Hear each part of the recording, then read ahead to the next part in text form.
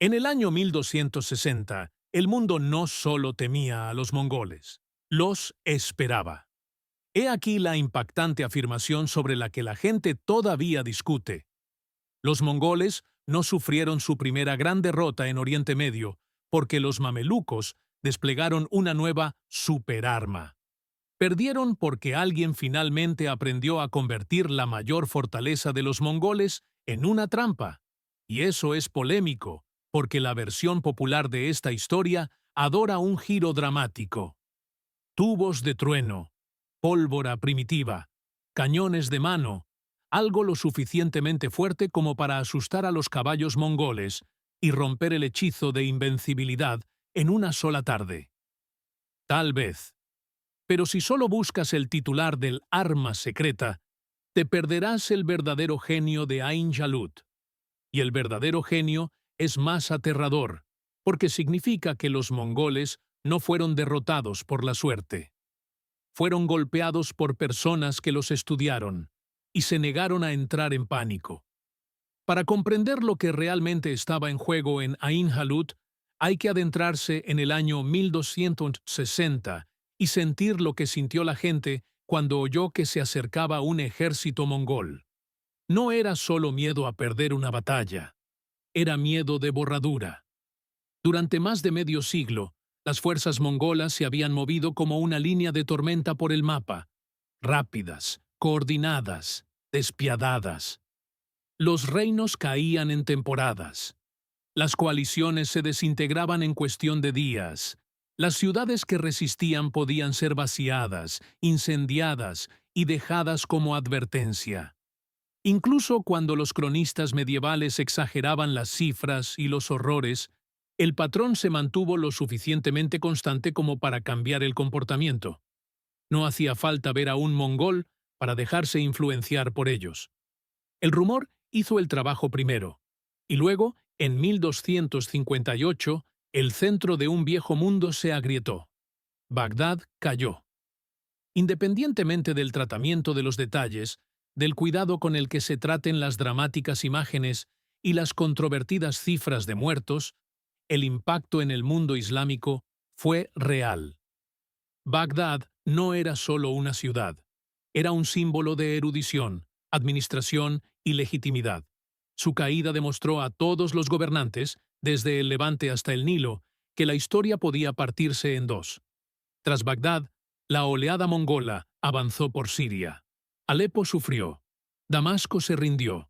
Una tras otra, las ciudades aprendieron que las antiguas defensas no eran suficientes. Y si esa ola seguía avanzando, el próximo gran premio no sería una ciudad fronteriza. Fue Egipto. Egipto era el granero, el tesoro, el último estado poderoso de la región que aún parecía intacto. Contaba con riqueza, grano, mano de obra y una posición estratégica que podía consolidar la resistencia o convertirse en la puerta de entrada definitiva al norte de África. Así que lo que estaba en juego no era simplemente ganar o perder. Para los mamelucos, lo que estaba en juego era la supervivencia y la legitimidad, porque Egipto en 1260 no estaba gobernado por una antigua familia real con siglos de tradición. Estaba gobernado por un nuevo tipo de régimen, el mamelucos, esclavos militares de élite convertidos en hacedores de reyes, hombres comprados cuando eran niños, entrenados en barracones con una disciplina implacable, liberados para servir y promovidos a través de un sistema que valoraba la habilidad y la lealtad por sobre la sangre noble. Esto creó un estado extraño y poderoso, una máquina dirigida por profesionales de la guerra. Y el hombre en la cima, Sultán Saif al-Din Qutuz, comprendió algo que muchos gobernantes nunca aprendieron hasta que fue demasiado tarde. Contra los mongoles, la valentía no bastaba, el número no bastaba, ni siquiera las fortificaciones siempre bastaban. La mayor arma de los mongoles era la psicológica. Su terror viajaba delante de ellos. No solo ganaban batallas, destruían a sus enemigos. Destruyeron a los enemigos con un ritmo que parecía inevitable. ataques rápidos, arquería disciplinada, retiradas fingidas, cerco repentino, aniquilación. Los ejércitos que perseguían con demasiado afán eran castigados. Los ejércitos que vacilaban eran acorralados. Los ejércitos divididos eran aplastados. Así que, si Qutuz iba a luchar, tenía que hacerlo contra los mongoles en dos niveles a la vez: en el suelo, con acero, y en la mente, con disciplina. Pero incluso antes de que pudiera encontrarlos, hubo un giro inesperado en el camino, uno que suena casi increíble si solo conoces el Levante como un simple y eterno enfrentamiento entre cruzados y el muslimín. En 1260, los estados cruzados aún existían a lo largo de la costa. Normalmente, no habrían recibido con agrado un gran ejército egipcio marchando hacia el norte. Pero los mongoles cambiaron las matemáticas. Los cruzados habían presenciado la caída de ciudades.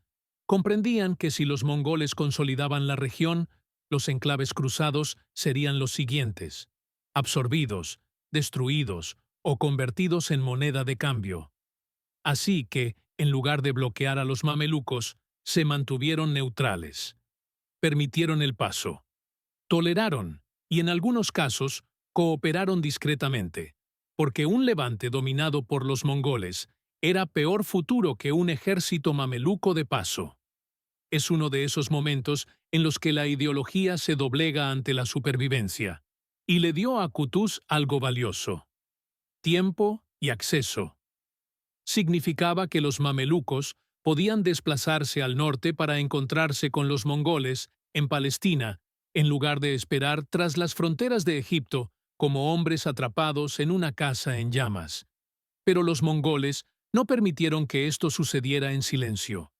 Los enviados llegaron con demandas que eran menos una negociación que una profecía: someterse o ser destruido. Los mongoles se habían acostumbrado a usar la diplomacia como arma. Sus cartas no eran peticiones corteses. Estaban escritas para aterrorizar, para hacer que el destinatario imaginara sus propios muros ardiendo. La sumisión no se trataba solo de tributo, se trataba de rendirse psicológicamente antes de que comenzara la batalla. La respuesta de Qutuz se hizo famosa porque logró justo lo que la diplomacia mongol estaba diseñada para prevenir. Él se negó. No solo se negó, sino que ejecutó a los enviados y exhibió sus cabezas a las puertas de El Cairo. Un acto deliberado que quemó el puente tras él. Que cada detalle dramático sobreviva perfectamente en las fuentes importa menos que la realidad estratégica. Qutuz optó por un desafío abierto de una manera que hizo políticamente imposible la retirada. Una vez que hagas eso, no podrás negociar más adelante. O ganas o invitas a la tormenta. Entonces, ¿por qué correr ese riesgo? Porque Qutuz vio una grieta en la maquinaria mongol. Y aquí es donde otro mito aparece en las historias populares. La idea de la horda mongol como un diluvio único e interminable que nunca disminuye. En realidad, el imperio mongol era enorme, y los grandes imperios tienen políticas. Por esta época, el gran Khan monje murió, y una lucha por la sucesión atrajo la atención y las fuerzas hacia el este. Hulagu, quien había liderado la campaña que destrozó Bagdad, se retiró con gran parte de su ejército. No abandonó la región por completo, pero dejó una fuerza menor en el Levante bajo el mando de un comandante llamado Kitbuka. Kitbuka no era un oponente fácil.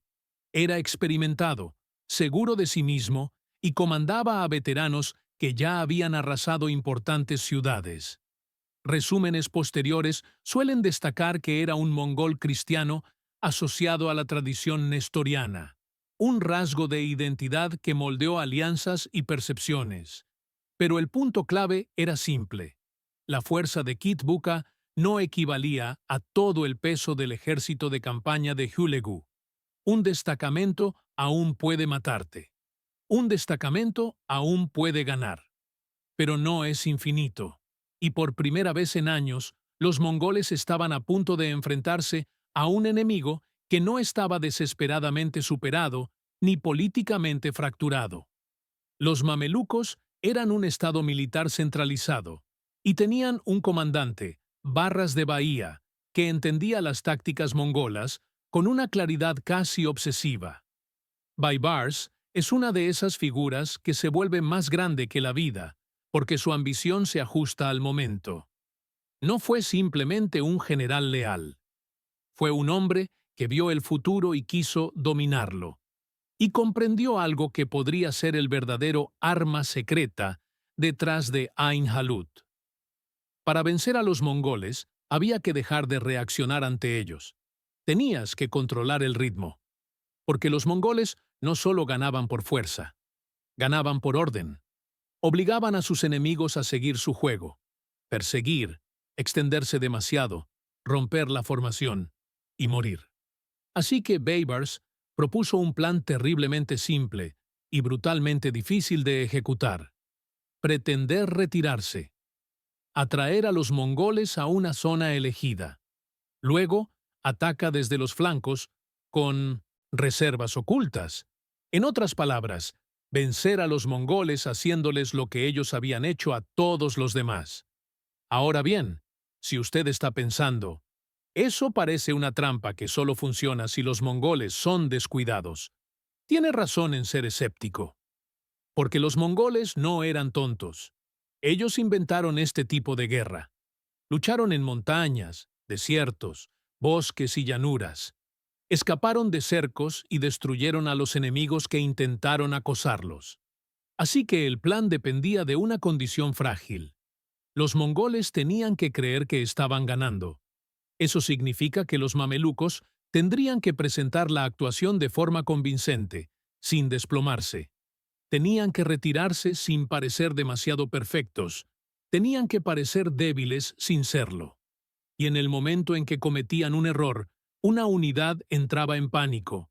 Un ala persiguió demasiado pronto, una reserva se mostraba demasiado pronto, los mongoles hacían lo que siempre hacían: castigar el error instantáneamente y luego sembraban el terror en el resto de la línea.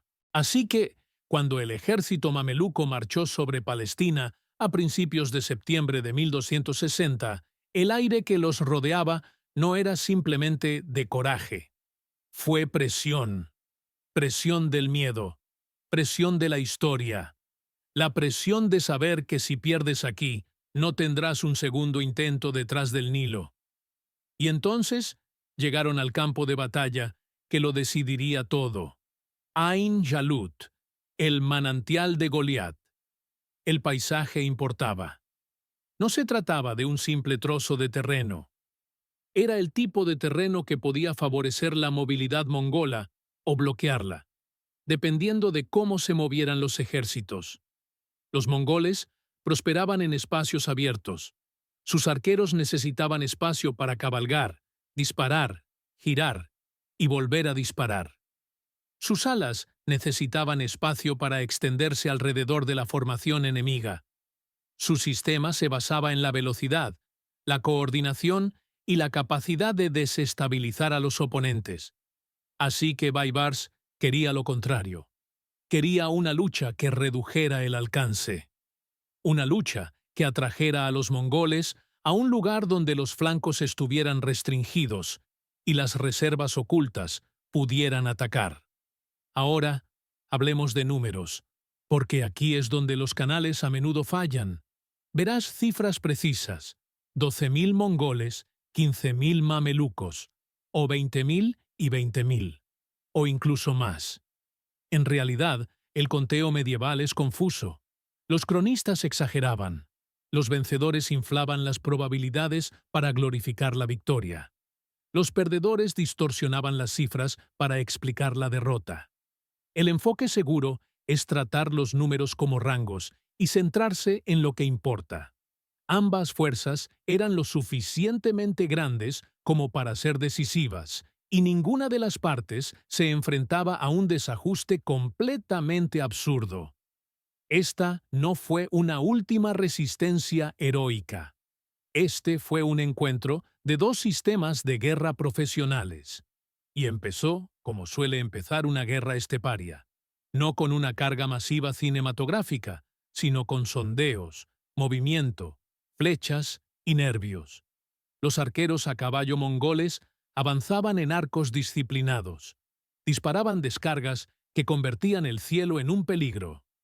Luego se retiraban, no por miedo, sino porque el ritmo lo exigía. Buscaban provocar una reacción. Los mamelucos respondieron al fuego con sus propios arqueros montados y mantuvieron la formación. Resistieron el instinto de persecución. Y aquí viene el primer giro que impide que esta sea una historia limpia.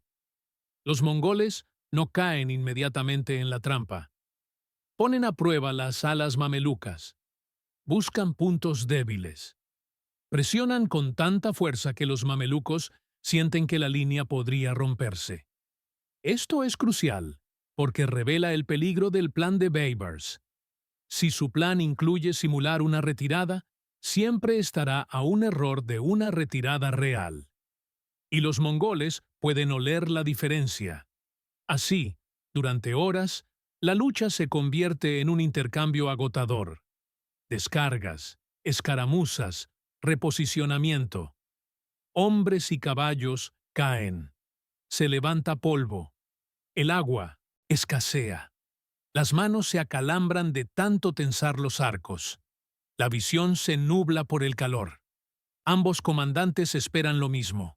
Un respiro. Kitbuka quiere atrapar a los mamelucos en un momento de desorden. Quiere ese colapso familiar donde un ala cede y el resto la sigue como una cuerda rota. Baibars quiere que Kitbuka crea que el colapso está ocurriendo, por lo que se compromete más profundamente.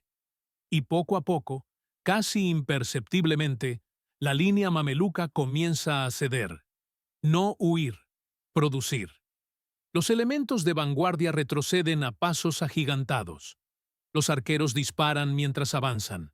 La formación se mantiene coherente, pero desde la perspectiva mongola, la señal es seductora. El enemigo cede terreno. Kitbuka presiona. Ordena que se despliegue más fuerza en el centro. Las alas mongolas intentan abrirse más, intentando cerrar la media luna. Y aquí, el terreno comienza allí a actuar como un arma silenciosa. A medida que los mongoles avanzan, el espacio se estrecha. La geometría del campo de batalla cambia. Crestas y laderas limitan el movimiento. Lo que parecía terreno abierto se convierte en un embudo. Este es el momento en el que prácticamente se puede oír cómo se aprieta la trampa. Pero aún no está decidido, porque los mongoles son lo suficientemente disciplinados como para luchar en una situación difícil. No entran en pánico al instante. Forman grupos compactos, contraatacan, intentan abrirse paso. Ya han luchado en cercos antes y sobrevivieron haciendo lo que los ejércitos esteparios hacen mejor. Moverse rápido, coordinarse, crear una salida, escapar al espacio. Así que, para los mamelucos, la trampa que se activa es solo el principio. Ahora tienen que cerrarla con la fuerza y la rapidez suficientes para que los mongoles no puedan convertirla en una fuga flexible. Y aquí es donde la lucha pasa del tiro con arco al combate cuerpo a cuerpo. Acero choca con acero. Caballos chocan. Hombres gritan. El polvo ciega. La elegante guerra a distancia del tiro con arco estepario se transforma en un impacto demoledor. La caballería pesada, mameluca, mejor blindada, avanza hacia las alas mongolas. Baibars dirige la presión con maestría, impidiendo que los hombres se dispersen en una persecución salvaje. Quiere que los mongoles se concentren, no que se les arroje. Mientras tanto, Kutus espera el momento en que los mongoles puedan estabilizar el centro. Porque si Kitbuka mantiene el núcleo el tiempo suficiente, el cerco mameluco se vuelve frágil. Los mongoles podrían romper un flanco, escapar, y entonces la batalla se convierte en el tipo de lucha a la carrera que tanto les gusta a los mongoles. Entonces, los mamelucos se aprietan. Y ahora llegamos a la parte que desmiente el mito sobre el que la gente siempre pregunta, la famosa arma secreta. Algunos relatos y resúmenes posteriores mencionan que los mamelucos utilizaban dispositivos primitivos de pólvora, a veces descritos como cañones manuales o tubos explosivos, para crear fuertes explosiones y humo, asustando a los caballos mongoles y añadiendo perturbaciones psicológicas. ¿Pudo haber sucedido? Probablemente. La tecnología de la pólvora se había extendido hacia el oeste a través de Eurasia durante generaciones. El conocimiento se transmitía, se hacían experimentos, pero la verdad honesta es que la evidencia es debatida, la terminología es complicada y los relatos posteriores a menudo exageran los detalles dramáticos porque el primer cañón en Medio Oriente es un titular que vende. Así que aquí está la conclusión limpia y responsable. Aunque había artefactos de pólvora ruidosos, no fueron la razón principal por la que los mongoles perdieron. Porque la razón principal ya está visible en el campo de batalla. Los mongoles se vieron obligados a entrar en una lucha en la que sus mejores ventajas, espacio, movilidad y expansión de alas, estaban limitadas, y el enemigo se negaba a romper psicológicamente. El miedo no funcionaba como solía hacerlo. Y eso nos lleva al punto de inflexión decisivo, porque a pesar de toda la planificación mameluca, a pesar de todas las provocaciones inteligentes y las reservas ocultas, una batalla aún necesita un momento en el que el resultado se incline de tal vez a ahora. Ese momento llega cuando el liderazgo se hace visible. Según repetidos relatos en narraciones posteriores, Kutuz se expuso, reuniendo personalmente a sus tropas en el momento crítico. Ya sea que lo imagines arrancándose el casco o simplemente cabalgando hacia adelante a plena vista, el significado es el mismo. Hizo que sus hombres sintieran que la línea era inquebrantable porque su gobernante estaba dentro de ella. En la guerra medieval, la moral es física. Ver a tu líder luchar cambia lo que tu cuerpo cree posible. Los mamelucos avanzan, cierran filas, presionan a los mongoles hacia el interior. Y Kit Buka, desafiante, orgulloso, sin querer huir, sigue luchando mientras el espacio se derrumba. Esta es la parte de la historia que es a la vez épica y trágica. Los mongoles no se acobardan solo por estar perdiendo. Resisten con fiereza. Pequeños grupos intentan escapar. Algunos lo logran temporalmente y son perseguidos. Otros mueren donde están. Finalmente, la estructura de mando mongol se resquebraja. Kit Buka es capturado o asesinado según el relato que se siga, pero la realidad central es que los mongoles pierden su ancla. Una vez que el líder desaparece, la cohesión se vuelve más difícil. La confianza del ejército, la creencia de que incluso el desastre puede controlarse, comienza a desvanecerse. Y luego, a medida que avanza la tarde, la resistencia se derrumba en retiradas dispersas. El campo de batalla queda en silencio de esa manera inquietante en que siempre ocurre, después de la violencia masiva. El polvo se asienta, hay armas rotas por todas partes, caballos vagando, sobrevivientes mirando al suelo como si no pudieran aceptar que el mundo ha cambiado. Y el mundo ha cambiado. Porque Ain Jalut se convierte en la memoria, en el momento en que lo imparable fue detenido. Ahora bien, he aquí otro mito que hay que manejar con cuidado. A veces la gente dice que Ain Jalut acabó con la expansión mongol por completo. No lo hizo. Los mongoles mantuvieron su poder. El Ilkhanato de Persia siguió existiendo y combatiendo. Las incursiones y campañas continuaron durante años. Pero lo que sí cambió Ain Jalut fue el mapa psicológico. Antes de Ain Jalut, la resistencia a menudo parecía una forma lenta de suicidio. Después de Ain Jalut, la resistencia parecía posible.